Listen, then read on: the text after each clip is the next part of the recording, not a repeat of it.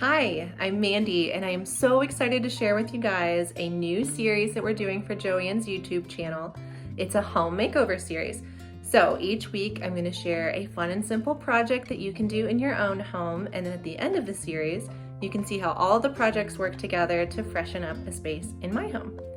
I think we'll have a lot of fun, and I can't wait to share the process with you. The room I'll be working on is my 4-year-old daughter's bedroom. We moved into our house about 3 years ago, and she took this room, but we never really did too much to make it feel special for her. I think that with some paint, some fabric, and a few simple projects, we can turn this into a space that really feels special to her and fits her personality. I think the first step should probably be to get this room organized. A lot of times small toys and things find their way on the floor. Maybe we should make some bins to keep it organized? Yeah, okay, let's do that first. I made 2 fabric storage bins using fabric from Joanne. The outside is home dec fabric and the inside is canvas. I did stiffen the edges of these a little bit with interfacing, which I would say this is probably an intermediate level sewing project. So if you've done projects like a simple pillow or straight hem curtains, this is a good next project for you. So I'll show you how to make it next. Here are the supplies that I'm using to make my storage bin. I grabbed a plate from my kitchen for a template for the bottom of my bin, and I cut out 2, one for the lining and one for the outside, and ironed on interfacing to stiffen these pieces. The next measurement that I needed was the circumference of my plate, which is 33 inches. So I cut this side panel to be 34 inches, adding a 1/2 inch on each side for seam allowance. I cut 1 for the outside, 1 for the lining, and 2 pieces of interfacing. I also made a little template for the handle part of my bin using a piece of cardstock. This is 3.5 inches wide and 1 inch tall. My actual opening will be a little bit larger than this. You'll see about that later. The first step in making your bin is ironing on the interfacing to your fabric. I used a medium weight interfacing from the apparel section at Joanne. It has a bumpy side here, which is the adhesive side once it's ironed on, and it comes with instructions on how to do that. You can also get a more rigid or even a foam iron-on interfacing, which you can get in the notions section at Joanne. Now that I've ironed on the interfacing, my fabric is a little more rigid, and I'm ready to mark where the handle will be. So I need to find the center of my fabric, leaving a 1/2 inch on the edge here for seam allowance.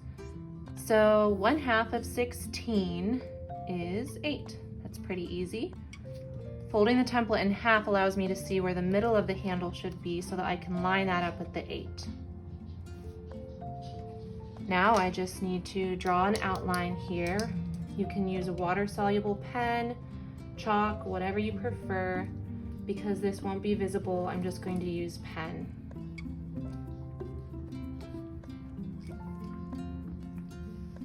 Now that I've marked the spot where my handle will be, I'm going to cut through both layers of fabric, since this is folded in half, around the pen marks on my fabric. I've cut out the hole on my outside fabric, but I want it to match perfectly with my lining fabric, so I'm using the outside fabric as a template. I've matched it perfectly along the edges, and then I'm going to draw around the opening again and cut it the same way I did with the outside fabric. Now that the holes are cut, I'm going to open up my fabric, take it over to my sewing machine, and do stay stitches 1/4 of an inch around each of the 4 openings.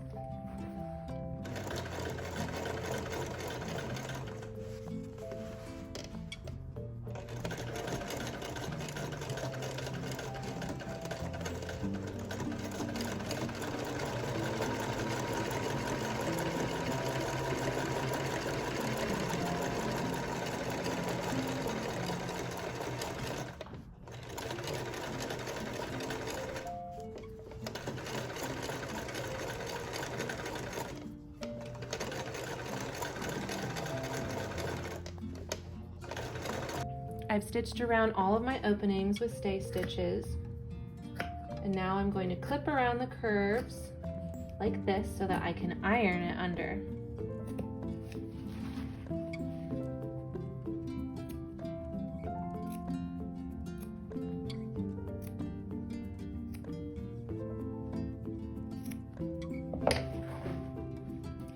you can see here that I am clipping right up to the edge of the stitched line.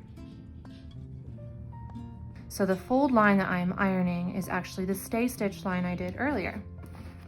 So you can see I began on this side, and you're gonna just manipulate it a lot with your hands as you go, being careful not to get your fingers too close to the hot iron.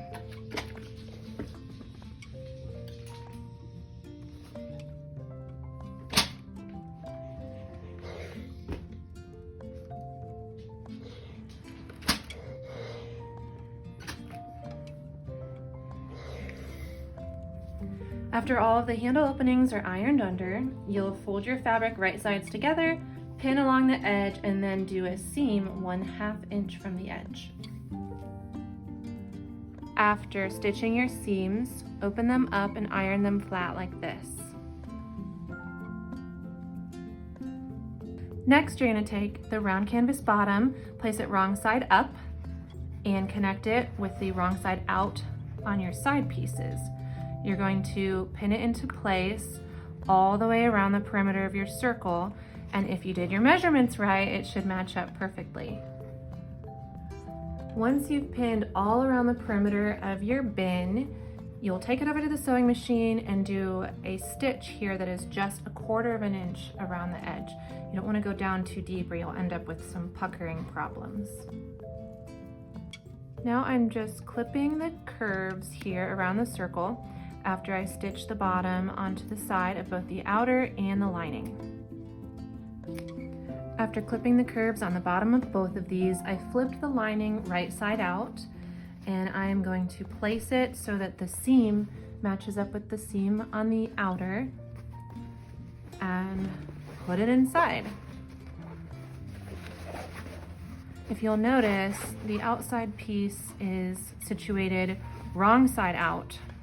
So the right sides of the fabric are facing each other.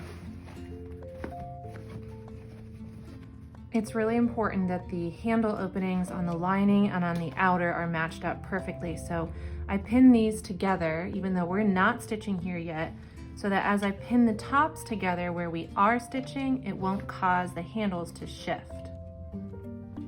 Leave a space somewhere around the top so that you can flip it right side out. So reach into the opening that you left and begin to turn the lining out.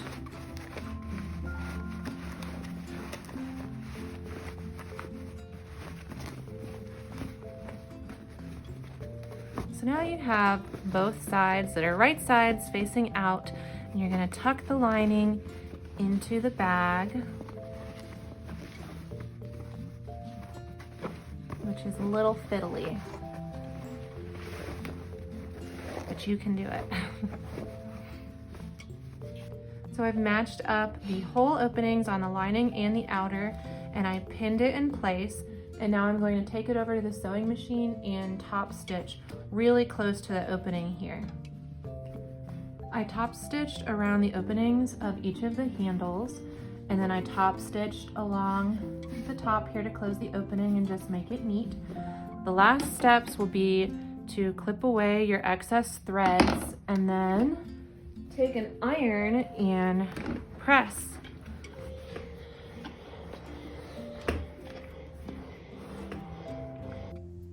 I ended up making 2 bins, one that is dinner plate size and one that is serving platter size.